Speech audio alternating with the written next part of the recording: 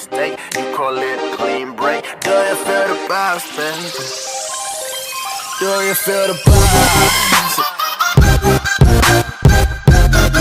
What is going on, guys? It's your boy Kiko coming back at you with another video today. We're gonna try a little bit of something different though. I'm a huge Alabama fan, and as y'all know, Jalen Hurts came out with some comments earlier, so I'm gonna comment on him making those comments, and then gonna talk about the quarterback situation and who I think should be our starting quarterback. I mean, it's a pretty dicey situation first off, so if you guys haven't seen his video or haven't heard about the comments, then I'll leave a link in the description going to a video talking about his comments, and you guys should watch that first before you listen to me. But my initial reaction when I first heard these comments was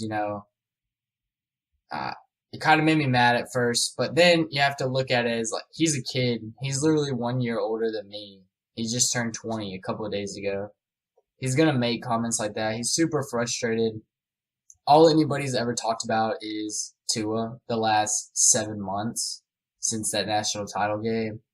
And, he's frustrated with it. He went from being the man to now he's just like garbage. Like, nobody talks about him.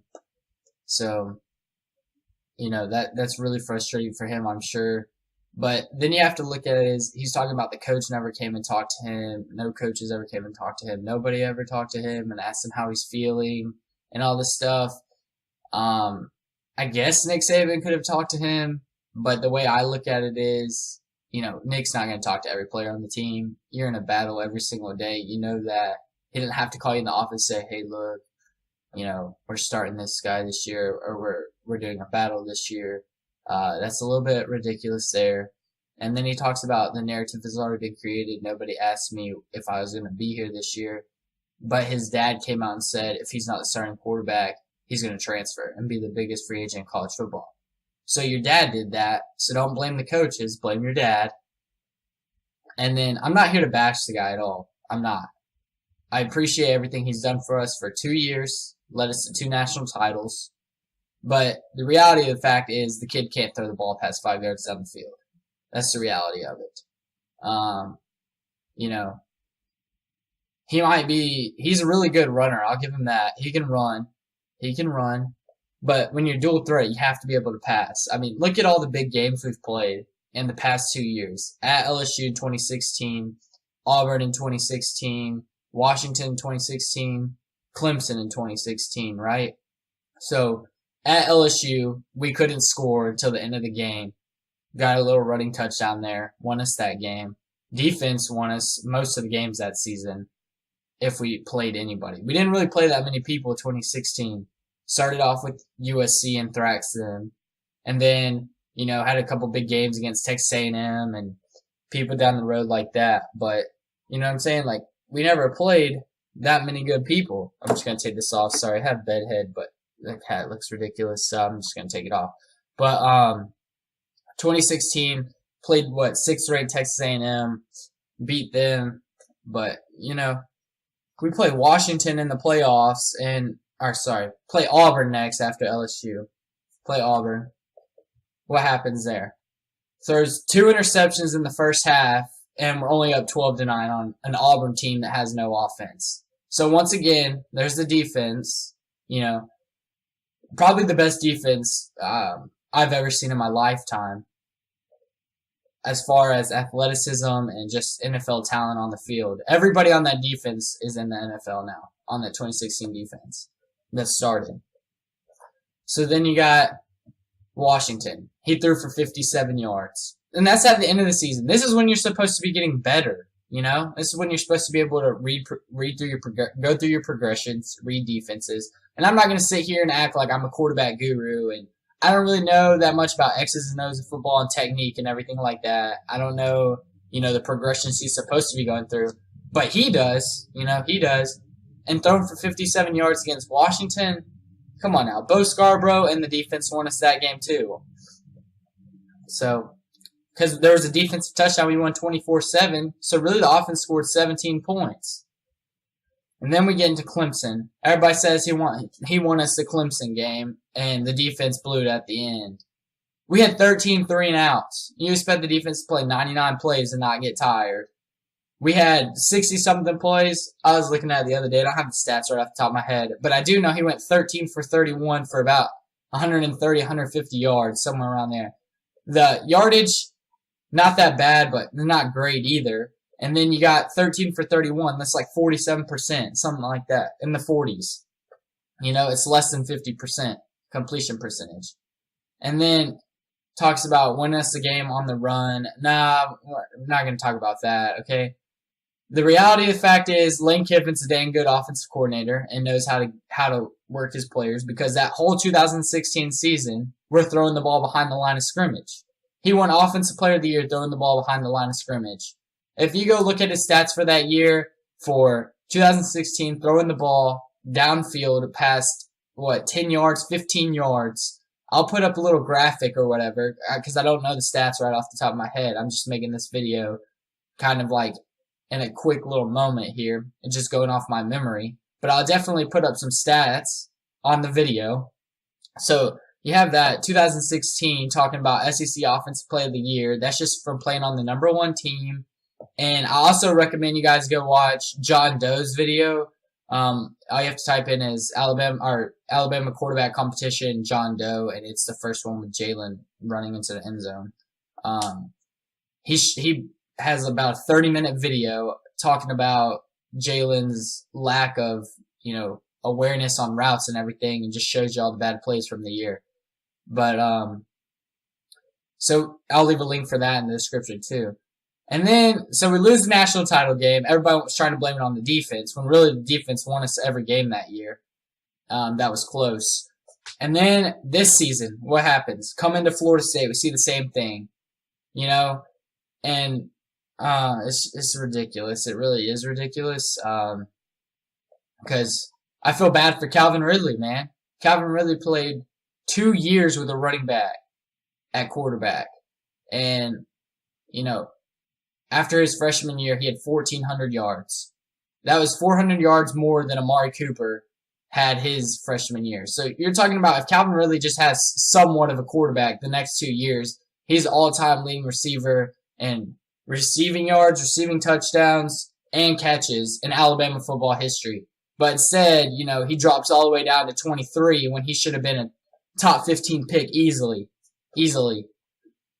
And you could see him getting frustrated. You could see all the receivers getting frustrated. He's smoking these dudes down the sideline, and you got Hurts throwing it over his head 10 yards out of bounds. Every time he's saying, throw it out there, throw it out there. You can go back and watch the games. I watch every single game, the whole game, so I know what I'm talking about here. And then we get into this year coming up, right? 2017, not coming up, but last year's season, 2017, right? Florida State, we see the same stuff, and we're progressing through the season, and we play Auburn. One of the worst called games I've ever seen. I'm not going to put that all on Jalen. The offensive coordinator last year, Dayball, he was not very good because, he comes from a pro style. From the Patriots is where he came from. And he's used to being able to call play and the quarterback being able to read through his progressions every single time. Whereas Lane Kiffin would give Jalen basically a wide open route to Calvin Ridley or a screen or something like that. And then if it wasn't there, we were running. Or maybe like a quick second read. If he's not open, then we're taking off. But so Auburn was one of the worst called games I've ever seen. And then you also see that when we play these good teams and they're watching the film, they're like, oh, this guy can't throw, so we're just going to stack the line of scrimmage, right? So they put their 2 little corners on an island or 3 corners on an island, however many receivers we have, and they bring 8 people into the box and say, you're not going to run, we're going to make you throw downfield. And he can't do it. He can't do it. That's why we fight these close games and even lose them to Auburn. And then we get in the college football playoff against Clemson, right? Ridley's running wide open on the first touchdown.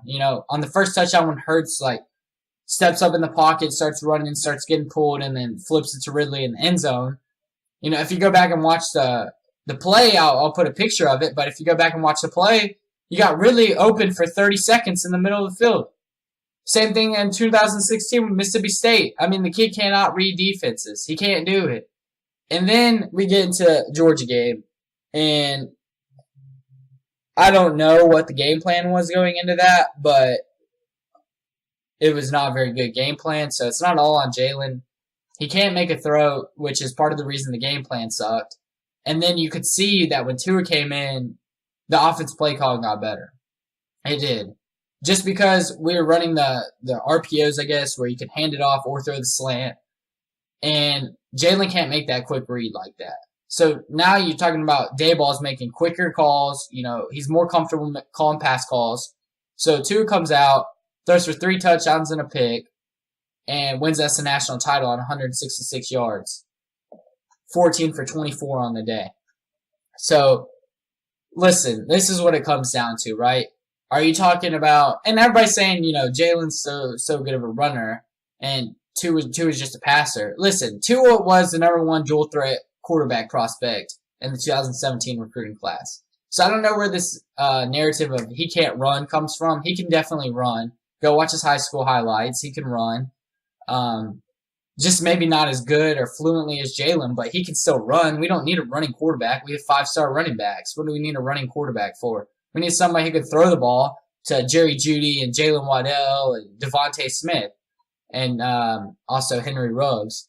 But especially with the defense losing everybody in the secondary, replacing the entire secondary, we need a gunslinger back there at quarterback that could hit, you know, get us into the high-scoring games so we can win these shootout games instead of having to rely on Jalen throwing it over their head 20 feet. And his comment Saturday, you know, he's trying to blame everybody and make it all about him. He's trying to blame the coaches. Listen, the coaches aren't the one who can't read a defense. The coaches aren't the one who went to the media and said, my son's going to transfer if he's not the starting quarterback at Alabama. You know, and then his mom's going to come on Facebook and start talking stuff to Jalen Hurts fans, whatever the page is. I saw it. It's ridiculous. It's bringing attention to the program. Obviously, now they're saying it's not as big in the program as it is outside, which I believe a little bit. You know, I'm not making it a bigger deal than it is. I just think it's a little ridiculous how it came out. But I do understand what he's saying.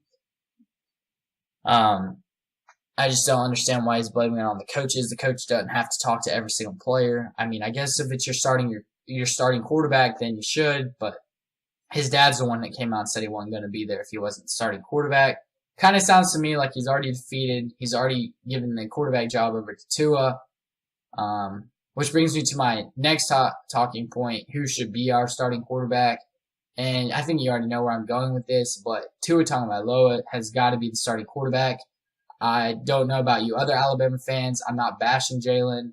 I'm appreciative of everything he's done, but I cannot take another year of him missing wide open receivers to roll out and run or roll out and just throw it away when I'm looking at the TV screen and can see the guy wide open from the snap. It's old and, you know, I can't do it. And I want to see the running backs get involved more. I'm more of a ground and pound type of guy. Anyways, take deep shots off play action. So it is what it is. I don't think Jalen is that good of a quarterback as far as reading defenses. But, I mean, he can throw the ball pretty good. He has a nice little cannon of an arm.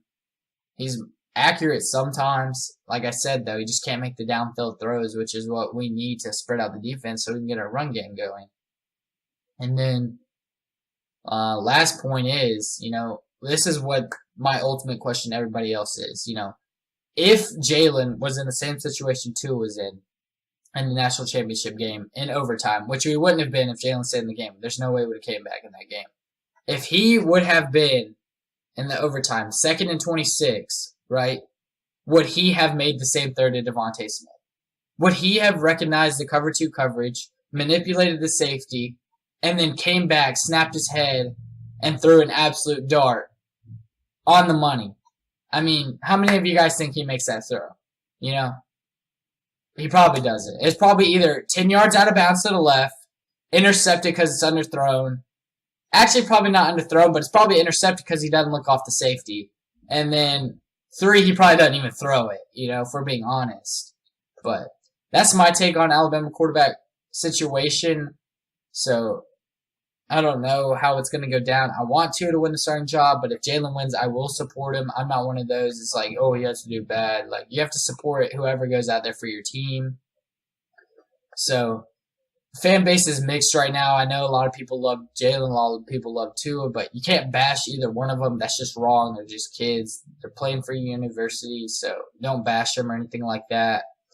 But, man, it's going to be a dicey little situation here for the next probably like 15 days, 20 days till football gets started up. But let me clear something up. I do think Jalen takes the first snap against Louisville, but I don't think he's going to be the starter all year long.